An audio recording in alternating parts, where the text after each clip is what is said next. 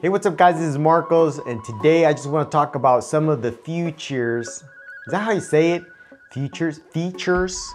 I have an accent, sorry about that.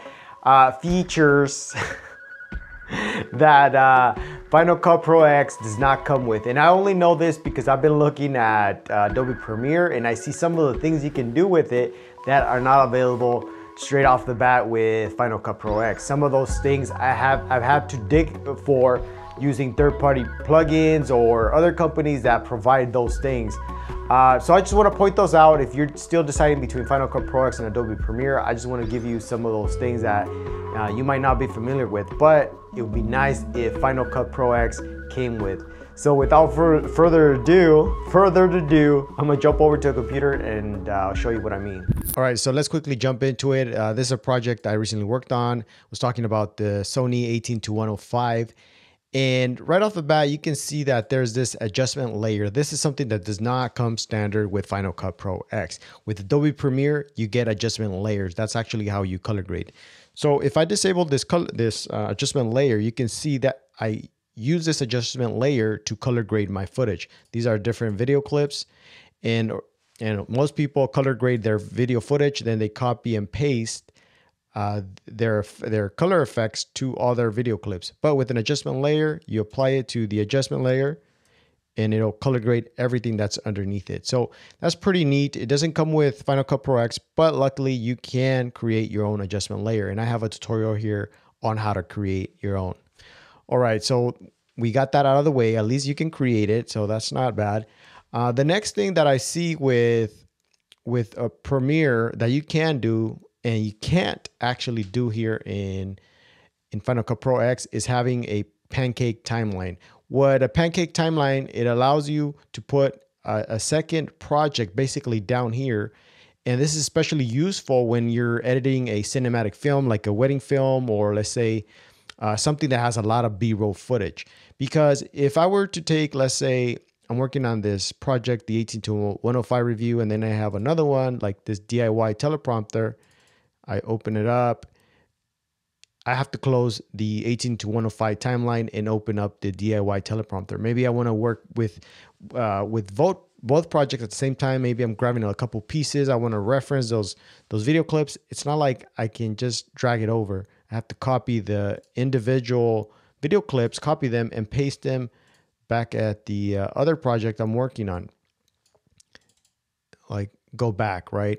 And paste it here. Sometimes what I do when I'm working on wedding films or a cinematic edit, what I do is I put all my B-roll footage over here to the right, but it's harder to work with it. If I were to place my B-roll down here, I can't really see it because, let me show you what I mean. This is a piece of B-roll right here. I grabbed from another video clip.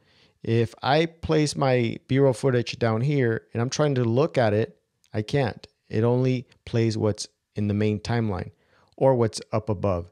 So when, the only way to see it is if I hit V on this one and V, disable it, and now I can see the B-roll footage. But it's hard to disable it and go back and forth, especially when you have hundreds of B-roll footage. So that Pancake Timeline, it's only available with Premiere, which is nice. And it would be cool if Final Cut Pro X would integrate that into their system. So let me enable this again. Let me bring it up. All right, so there it is. The next thing is being able to have grid lines, because I've noticed that sometimes I shoot my footage and it's not exactly leveled. And I look at these lines down here. I think I might have rotated the picture a little bit. I mean, the video a little bit to make it straight. So you can't, it's not like I can press a button and turn on the grid line so I can see if my image is aligned. The workaround is this file I created. There will be a link in the description. I drop it here on my timeline. It's a PNG file and it gives me these grid lines. So I can drag this over this PNG file and kind of see if my picture is aligned, right? And I'm looking at these shelves over here and it's, yes, you see that? It's aligned. And also I want to make sure I'm dead center. So that's why I like having grid lines. It would be nice if I press a button here, turns them off and turn them on, but we don't have that. So we have to, again, work around that. So let me disable those grid lines. The next thing is being able to color code your footage.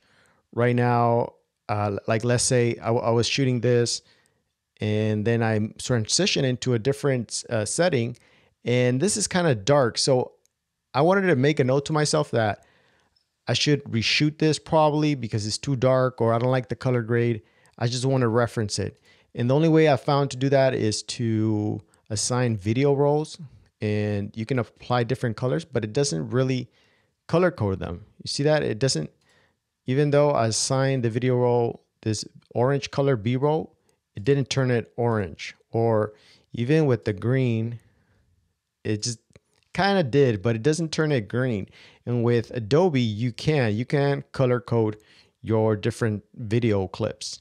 That's nice. You can edit the roles and add video roles, but let's say I call this new. Let's try it. Just see what happens. Assign video roles. Let's try the new one I created. Oh, it didn't really turn it orange. I don't know why. If someone knows, please let me know. That would be really cool if I could color code. The other thing you can do is add a marker, like select M, and that's a marker, but those are kind of, I don't really like them. Sometimes you can do something like that, a chapter, and that's the way for me to reference to say, hey, come back to this video footage because I'm not done with it. So again, these little things matter a lot, especially when you're working with a lot of footage. Lastly, I don't want to go on too long because there's a lot of little small things, but these are the major ones I'm looking at. It would be nice if Final Cut Pro X updated their media. Some of these things are outdated, like the lower thirds. These things have not been updated. They're out of style. They need to come up with something more modern looking. I don't like many of these, even the generators, like these textures. Some of them, I don't know who uses them. I don't know why they keep them. They should really make an effort. They gave us 360, but I mean, who's really using 360? I'm not. They should really look at their audience and look at the people that are creating the most content. And if they did, they would probably, I'm thinking they would find out that 360 is not a huge market, or maybe it is, who knows? Like these elements, I think they could do better if they just invest a little bit more. I've grabbed and bought from different companies. It would be nice if they just gave me a couple of them, a couple titles that are like really cool looking, not overly done, but that way I wouldn't have to search for third parties. And it's a way to keep us interested, to keep us hooked on the Final Cut Pro X platform. So that is my short list. Dear Apple, if you're listening, please take note of this. So those are the major things that I wish Final Cut Pro X could do right off the bat. That way I don't have to dig for third-party plugins or buy different titles or try to make my own stuff, right? If it already comes with it, it makes me much more efficient. I'm much happier. But then again, you have to remember that it's a $300 program, one-time commitment, as opposed to Adobe Premiere, you have to pay a monthly subscription every month. So at the end, you're spending way much more money for Adobe Premiere than you are for Final Cut Pro X. So you gotta set your expectations right. So if you have any suggestions, anything you know about that Adobe Premiere comes with that Final Cut Pro X doesn't have, or you wish Final Cut Pro X could do something that I didn't mention, please share down below. If you found this useful, give me a thumbs up, and if you haven't already subscribed, please go ahead and do so because I'm making videos like this. So guys, thank you very much. I'll catch you guys on the next one.